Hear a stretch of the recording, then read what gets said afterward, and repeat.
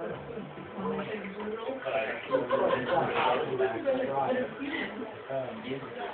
right.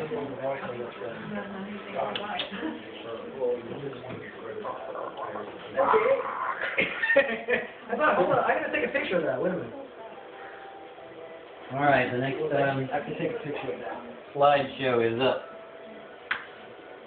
Oh no, For I can't. all of you wonderfuls on the internet. Hello. We're doing this one. Are you Recording as well. recording? So are you ready? Yeah, go ahead. How's everything going so far? Did we talk at all about the Mayan calendar and the solstice? So we didn't talk about 2012 Solkin Mayan calendar. We talked a little bit about mine, but we didn't get too deep. Okay. Mine or Mayan? Mayan, All right. like a Maya. Maya. Maya astrology. Yeah. Awesome. So Sit over here. y'all may know me from EntheoRadio. Y'all. I just got off the radio call tonight, and we talked a lot about this form of energy work,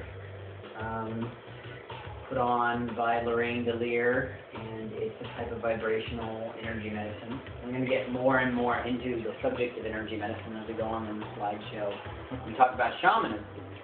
As we may know, shamanism is something that has been practiced as an oldest tradition on Earth, and may actually be some tradition we notice that arises naturally through the nature of the galaxy, through the nature of all of consciousness. And quite simply, shamanism is a result and resulting of what we've become, what we've evolved from, what we're evolving into. This is a depiction of Alex Gray's Adam and Eve in the Garden of Eden.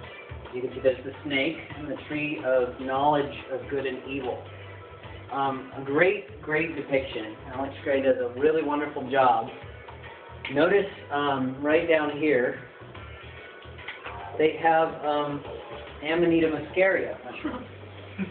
And up here they're eating apples, of course, which is what the Christians tell us that, you know, it's supposed to look like. But of course, the Amanita muscaria looks just like apples. What? Amanita muscaria mushrooms. Oh, they got a red top. Yeah. Okay. And they just so happen to grow in tandem with the roots of a tree. Okay. It makes a lot of sense. We'll get into that theory as we go into the mushroom section of the presentation. This title, or the title of this presentation is Psychedelic Science, or Psychedelic Art and Science.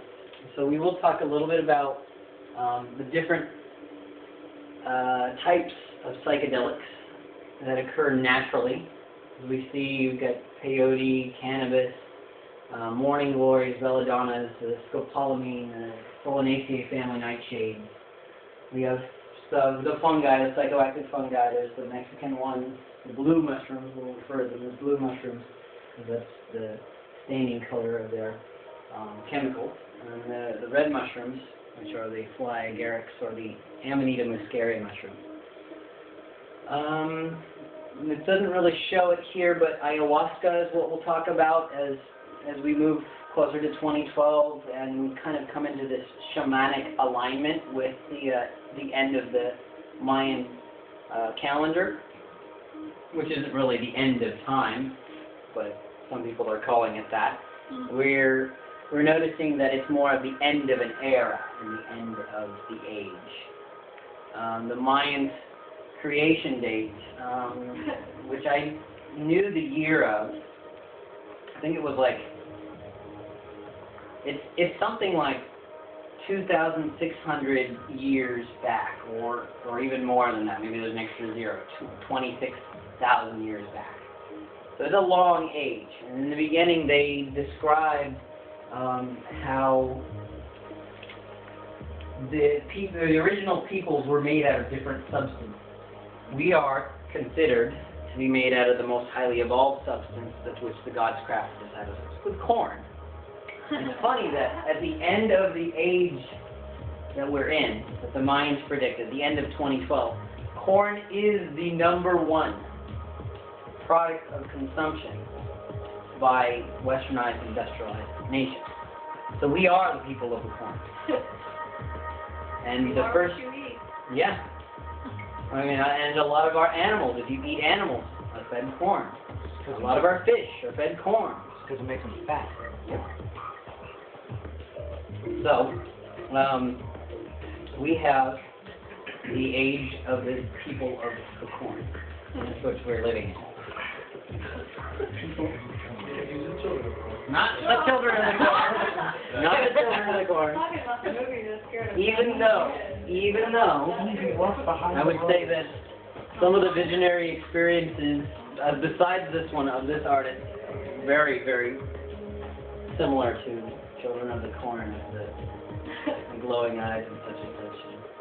So this is Sarah Huntley. She did the artwork in 2009. Your name at the bottom there. It's a piece that was submitted to MAPS, the Multidisciplinary Association for Psychedelic Studies. Came out in their bulletin, and it illustrates the magic mushrooms, the chacruna vine, or the chacruna leaves there, the coffee-looking plant, the morning glories, the ayahuasca vine, and the angel's trumpets, which are another South American plant that is used medicinally mixed with the ayahuasca or on its own. It's called Toe back there in the Amazon. The reason I show this slide is because this is a psychedelic art-inspired presentation. A lot of it will talk about psychedelic art. As much of the styles you're about to see in the peyote section, which wasn't illustrated in her last piece of art, much of it is inspired by, it also is in reverence of. So remember the concept of you are what you eat, but more than that, you are the intentions of the plant. The plants have been here a lot longer. They're united in their consciousness. We're not. We're individualized. We think that, oh, of course, we're the most highly specialized species in existence on this planet. Well, the plants, and mycelium especially, we can measure this, the plants are actually aware of what they're doing, though, how they're being, how they're evolving, how we're evolving, and how we will evolve to cultivate them just so that they can go on and live in ways hybridized, unforeseen of our own race, beyond our time. So we'll talk about the first plant, grandfather peyote, which is the Lophophora williamsi cactus. And with Lophophora species and other species of the cacti succulent families, you see the latest evolution of plants. Basically, doesn't exist other worlds in the old world, in other areas of the world. This is a new world species. And as are many, many cacti, they're just here in the Americas. When I say new world, I'm referring to the Americas. So think about it as we've got many, many cacti, not just this one, even though it is the highly specialized one for mescaline, but how they have intense alcohol. These species of plants aren't producing themselves, they aren't reproducing themselves for regular animals to consume.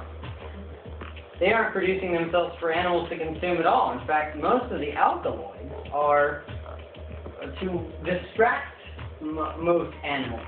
But of primitive primate and mammalian species, they're like attracted to these. They're attracted to the alkaloids.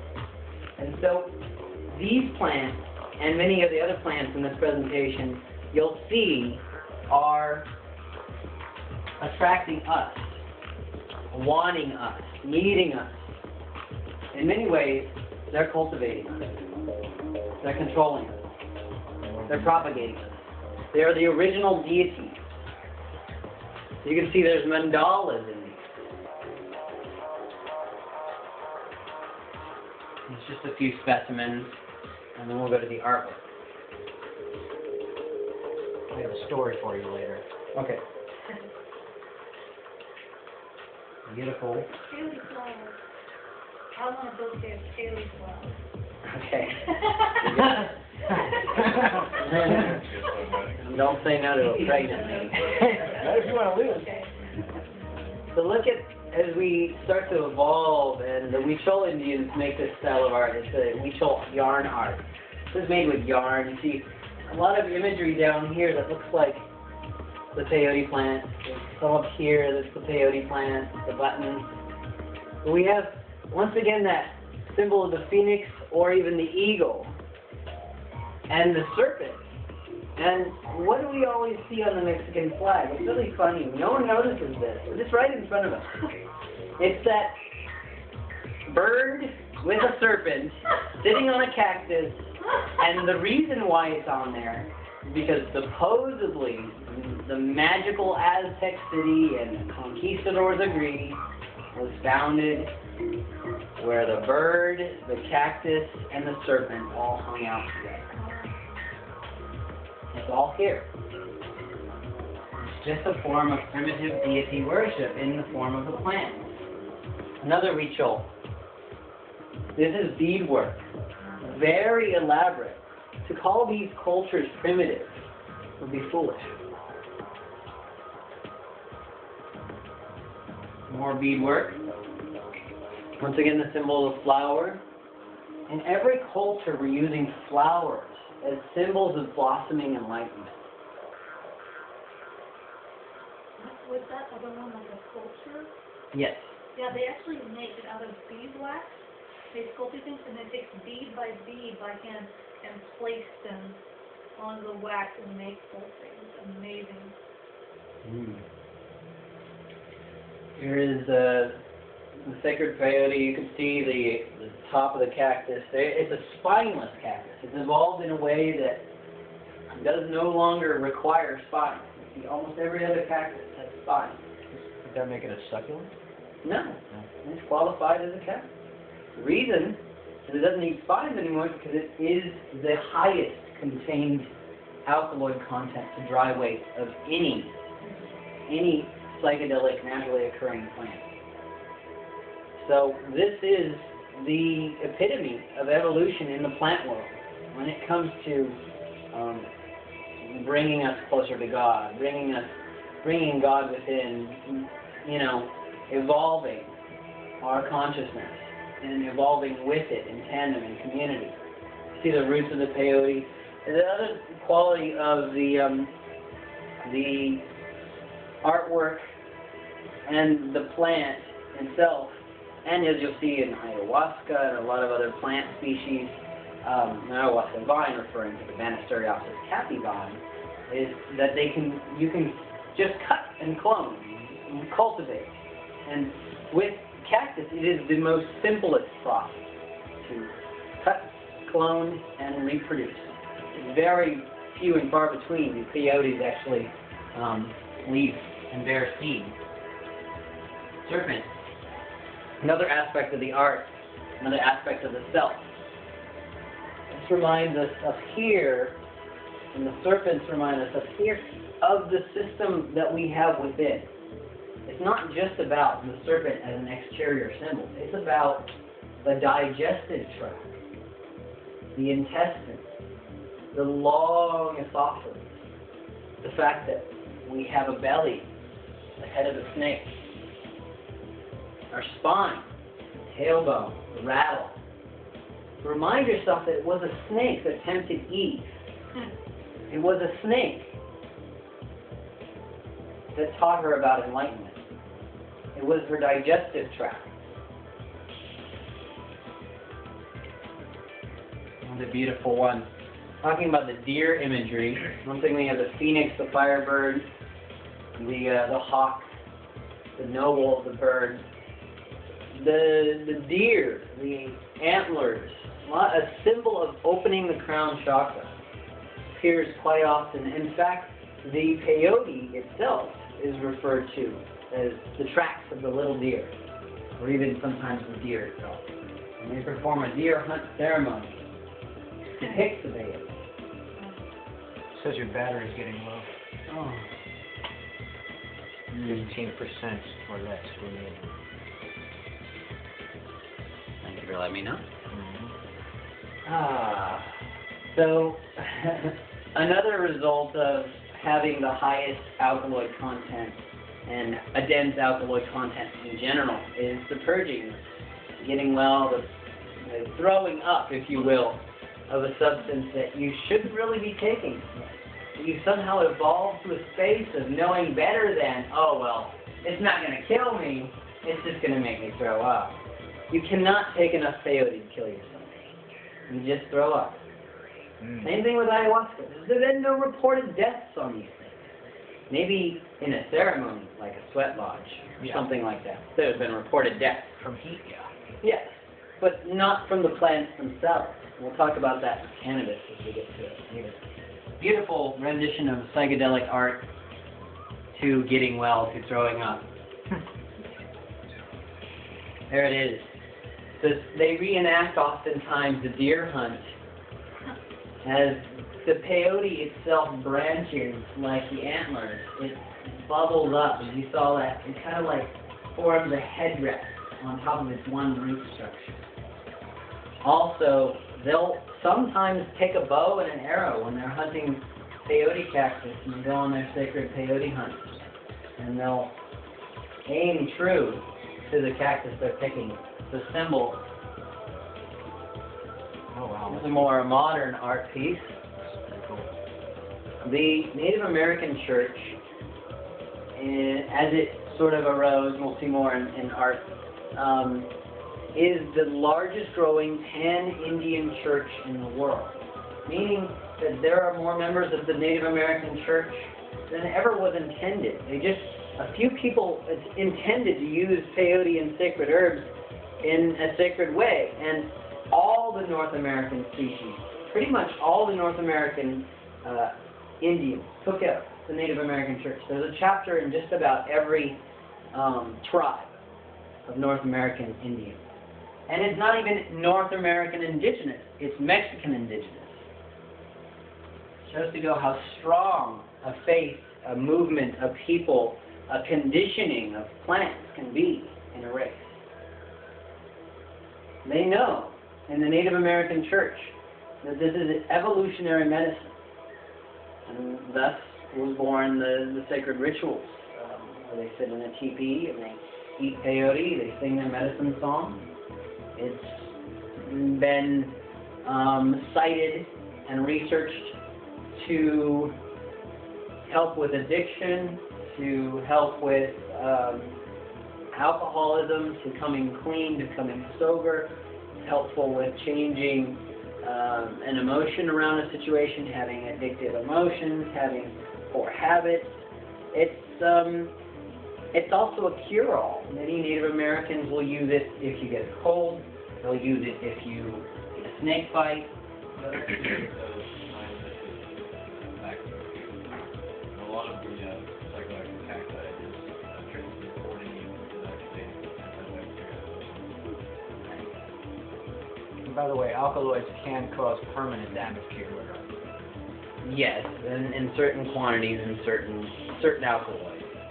But I don't think mescaline is found to cause damage to the liver.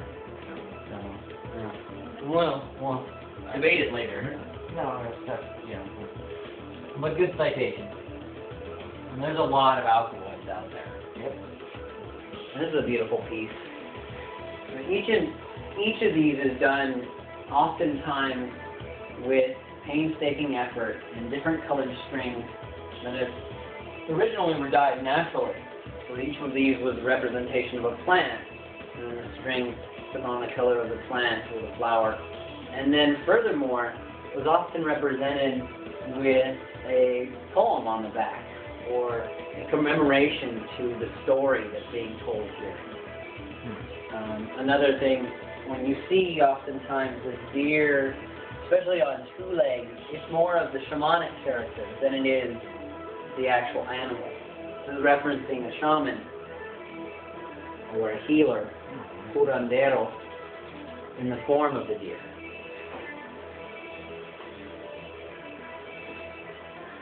This is another modern artistic depiction. You can kind of see like there's a little turtle up there, on the infinity symbol. The turtle is often portrayed as the keeper of time, patience, the keeper of this age, the reason that we came out of the ocean. Because the turtle was the first animal to provide for us the land. First animal to surface. Geronimo's in there. Oh, is that Geronimo? Yeah, the upper right. I don't know, down there. On the left? The gun. Oh, the gun, yeah. That's Geronimo. Ayahuasca. I think we're gonna stop